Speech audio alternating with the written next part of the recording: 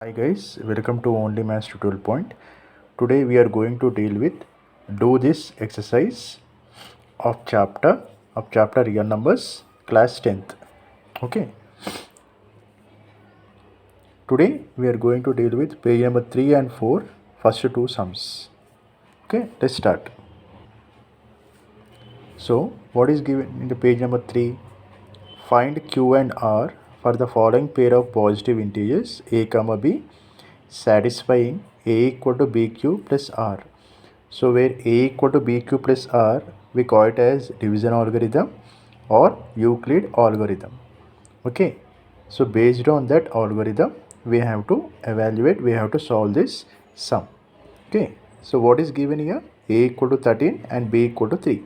Substitute those values in the above formula. Okay, where a equal to 13, I have substituted here, equal to b equal to 3, it becomes 3, q we don't know, we have to find, and r is remainder, we have to find. So that I have mentioned here. To find here q value and r values from the given formula. So 13 equal to 13 is the LHS side, and bq plus r is in the RHS side, right? So 13 can be written as 3 into 4 is 12 plus 1. 1 is a remainder, isn't it? Now, so according to the formula, 4 is q and 1 is a remainder. That's it. Okay. Based on that formula, we have to find this sum. So coming to second sum, here given as a value is 80 and b is 8. So according to the division algorithm or Euclid algorithm, so substitute the values in the given formula. So a is 80, nothing but LHS side, and bq plus r, nothing but RHS side. But here also we don't know the unknown values here. Q value and R value we don't know. We have to find that. So b value is given, that is 8. Substitute here 8q plus r. Okay. Now this 80 LHS side can LHS 80 value can be written as 8 into 10, right? Or 10 into 8 or 8 into 10. We get the remainder as 0. So according to the formula, in place of q we have 10, in place of r we have 0. That's it. So this just we have to substitute the value in the Euclid formula. That's it. Now coming to the third sum, here a value is given as 125 and b value is given as 5. Okay, according to division algorithm, so a equal to bq plus r. Okay, so where a is given as 125 and b is given as 5, so substitute the values in the above formula.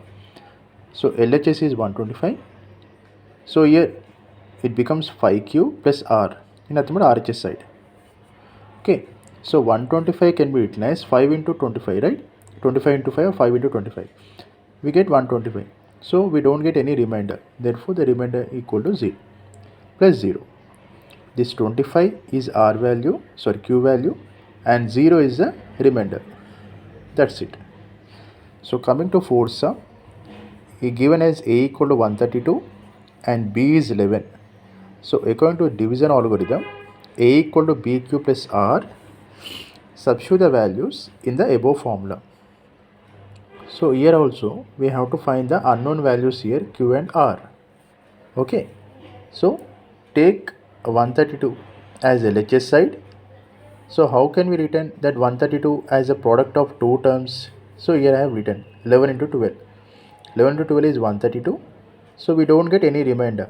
Therefore here 12 is q value, quotient, and r is 0, that is remainder. So I hope you understand this sum, right?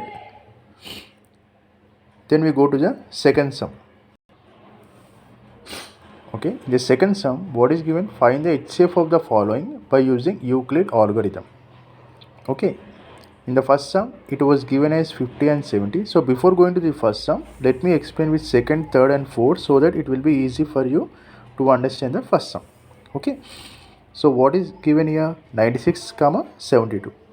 So according to the Euclid algorithm, a equal to b cube plus r, and this is a condition 0 is less than or equal to r in nothing but remainder is less than or equal to b value.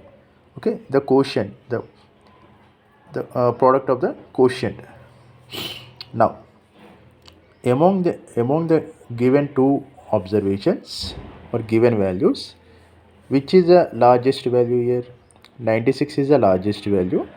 Okay, with 96 we have to divide 72. Okay, so I have to take in 96 as the largest value, and with smallest value I have taken here. So 72 into 1, we get 72. So what is the remainder here? 24, right? So whatever the remainder we got, with that we have to do the product again by taking the smaller number here. First time we have taken the bigger number with smaller number, and we performed a product of two numbers should be equal to the LHS side, and also the whatever the number is left out, whatever the remainder is left out, we will write here. Okay, so in the second step, second number is a smaller number, right? So with this smaller number also, whatever the remainder value we got, with that again we have to do the product, and we have to follow the same step. Let me explain once again. So what is given here? 96 is the largest value and 72 is the smallest value, right? So 72 into 1 is 72. So remainder is 24. So after doing that step, go to the smallest number. So the smallest number can be written as, by taking this remainder value into consideration, 24 into 3. The 72 can be written as 24 into 3 by taking this remainder value. Okay, 24 into 3 is 72. We got the remainder as 0. So for which value this value becomes 0, that becomes the HCF. Okay, so 24 is the HCF for the given two values. Got it? Let me explain once again. Other sum.